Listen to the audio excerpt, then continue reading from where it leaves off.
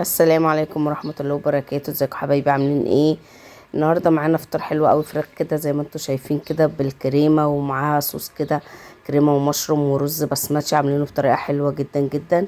يلا نسموا الله ونخش نشوف عملنا وصفتنا الحلوه دي ازاي.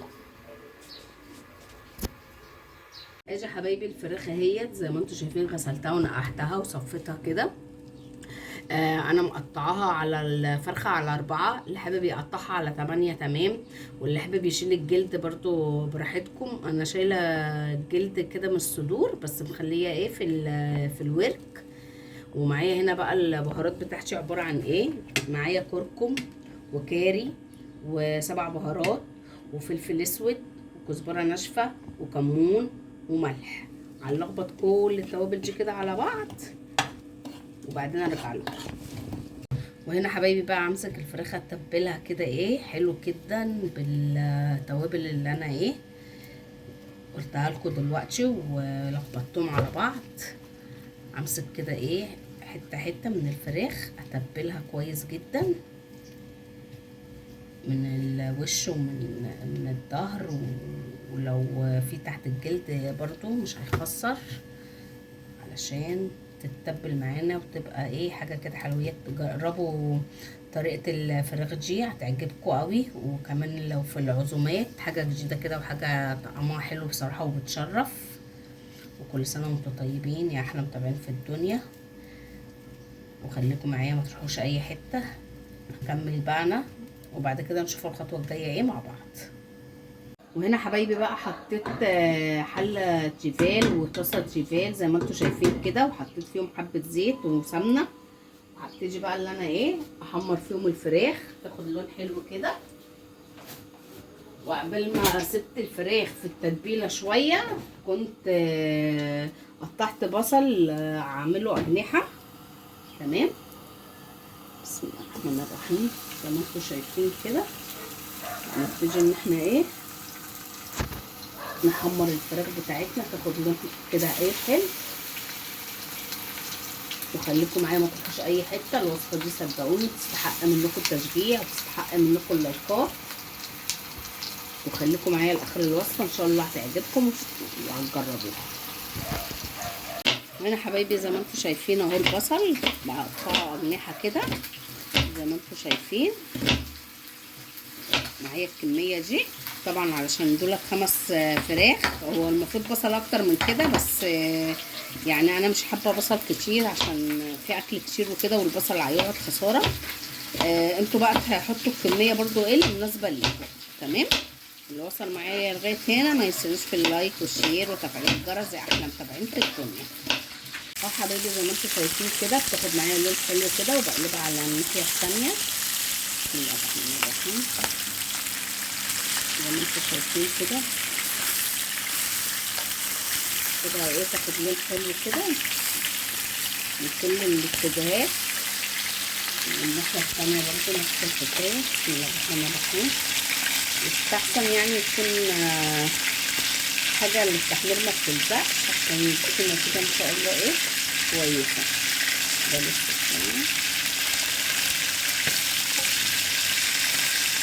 لسه برضه اللي اتحمر بقلبه بياخد ايه لون حلو من الناحيتين. حبايبي زي ما انتم شايفين كده التحمير بيبقى كده اهو زي ما انتم شايفين. وادي الكميه اللي طلعت بسم الله ما شاء الله، اللون بيبقى كده اهو. هخلص الكميه ونشوف الخطوه الجايه مع بعض. وانا حبايبي خلصت الكميه كلها في الناحيه دي، وهنزل بقى بالبصل الاجنحه جزء منه. انا هقسم الكميه هنا شويه وهنا شويه تمام. خليكم معايا قبل ما اطلع التانيين ونشوف هنعمل ايه في الحله. وهنا حبايبي حطيت بقيه البصل التاني وهسيبه برضو ايه يتشوح كده معايا زي ما انتم شايفين. يبقى قسمت كميه البصل هنا وهنا عشان انا كميه الفراخ معايا كتير، فهعملها ايه على جزئين كده زي ما انتم شايفين في الصينيه وفي الحله، يوصل معايا بس النشيجه اللي انا عايزاها. وهنزل مع محضره ثوم مدقوق او مفروم هحط وهنشوفوا ايه الخطوه برضو ايه مع بعض، خطوه بخطوه معايا. صدقوني جربوها الوصفه دي هتبهركم، مش هتعجبكم، هتبهركم. وهنا حبايبي البصل وصل معايا النشاده اللي انتوا شايفينها كده. هنزل اهو بالثوم يا دوبك بس ريحته ايه تطلع معايا كده. معايا بقى كوبايه دقيق. هنحاول بقى ان احنا ايه نقسمها على جزئين، جزء هنا بسم الله الرحمن الرحيم، والجزء الناحيه الثانيه. دوبك برضو الدقيق ايه ريحته تطلع كده معايا ان هو يتشوح، بس مش عايزه ايه احمره ان هو ياخد لون اهو كده بس تمام. هنزل بقى بالشوربه بالميه زي ما انتوا ايه حابين. انا معايا هنا شوربه وميه، هنزل بيهم وخليكم معايا ما تروحوش اي حته.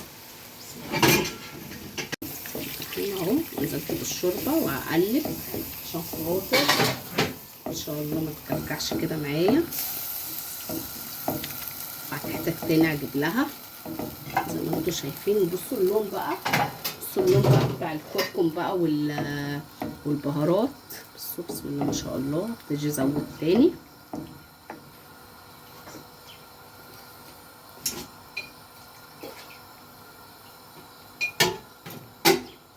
بسم الله الرحمن الرحيم كده زي ما انتوا شايفين.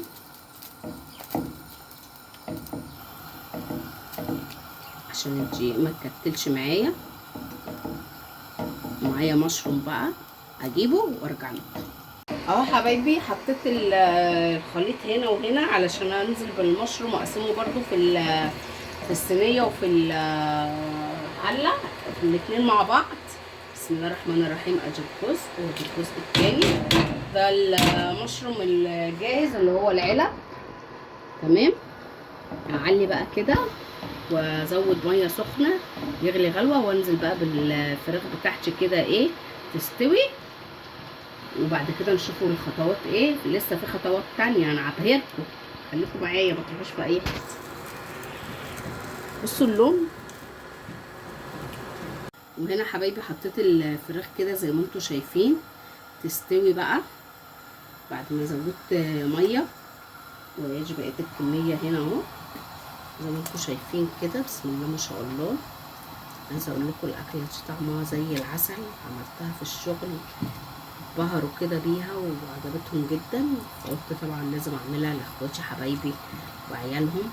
اي حاجه حلوه باكلها بتعجبني ببقى عايزه ادوقها لهم طبعا. ربنا يخليهم ليا وكل سنه وهم طيبين في احسن حال، وربنا يا رب يجمع عليهم الصحه والعافيه. اهو هسيبها بقى ايه تستوي شويه، وبعد كده ايه نشوف الخطوه الجايه ايه مع بعض. وهنا حبايبي هبتدي بقى اللي انا اطلع الفراخ من الصوص دوت، وبعد كده نشوف الخطوه الجايه ايه مع بعض. زي ما انتم شايفين كده طلعتها اهو في الصينيه، طلع بقيتها وبعد كده نشوف الخطوه الجايه ايه مع بعض. وهنا حبايبي بقى الوصفه بتاعتي كده اخر تكايه فيها اللي هي ايه، اللي هي كريمه الطهي كده. بسم الله الرحمن الرحيم. معايا كريمه بسم الله الرحمن الرحيم. هنزل كده بالكميه المناسبه بسم الله الرحمن الرحيم حسب كميه الفراخ وكميه الصوص اللي انت عاملاها. انا هقلب كده لغايه اما اشوف ايه الصوص يوصل للنتيجه اللي انا عايزاها. ايوه كده القوام بالنسبه لي زي الفل. سيبه يغلي غلوتين وهنزل الفراخ فيه تاني. طبعا الفراخ بتاعتي استوت الاول وبعدين رحت شايلاها وبعدين رحت ضايفه الكريمه. احط كمان حبه كده عشان ايه طعم كده ايه يبقى لذيذ وحاجه كده ايه حلويات. وطبعا مظبطه بقى الملح بتاعي وكل وبهاراتي زي ما انتم شايفين. بصوا اللون. وعايزه اقول لكم الطعم والريحه يا لهوي يا لهوي يا لهوي. خليكم معايا بقى ما تروحش اي حته لما اجي احط الفراخ هنبقوا مع بعض. اهو حبايبي كده القوام بتاع الصوص بتاع الفراخ بتاعي وصل للنتيجه اللي انا عايزاها. هنزل بقى بالفراخ كده بسم الله الرحمن الرحيم زي ما انتم شايفين كده، واسيبها بقى ايه فيها كده شويه ونشوفها بقى ايه في التقديم. وهنا حبايبي بقى نعمل الرز البسمتي. حطيت سمنه على زيت كده زي ما انتم شايفين، تسخن بس معايا. ونحط ايه اول حاجه التوابل بتاعتي، اللي هو عباره عن ايه، لومي، واحده لومي، واللي هو ليمون المجفف، وقرفه، وقرنفل، وفلفل اسود حصى، وحبهان. بسم الله الرحمن الرحيم. يسخنوا كده معايا. هسخنهم دول الاول، وبعد كده هنزل بالكركم والورق اللوري علشان دولت بيتحمصوا بسرعه. ومعايا شوربه هحطها بدل الميه، اللي عاوز يحط ميه عادي، واللي عايز يحط شوربه برضو عادي، كل حاجه شغال واللي متوفر عندكم. تمام كده. ايه ريحه خلاص التوابل بتاعتي طلعت. هنزل بقى بالكركم والورق اللوري. بسم الله الرحمن الرحيم. اهو كده زي ما انتم شايفين. برضو ايه ياخدوا تقليبه كده، واجيب بقى الميه الشوربه.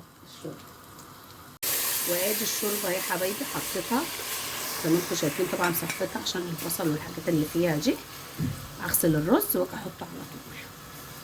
ادي اهي الشوربه بتاعتي غلت واللون بسم الله ما شاء الله. وغسلت الرز وهنزل بيه ادي اهو. وانتوا عارفين الرز البسمتي بياخد الكوبايه، بتاخد كوبايه ونص ميه شوربه المتوفر عندك. تمام.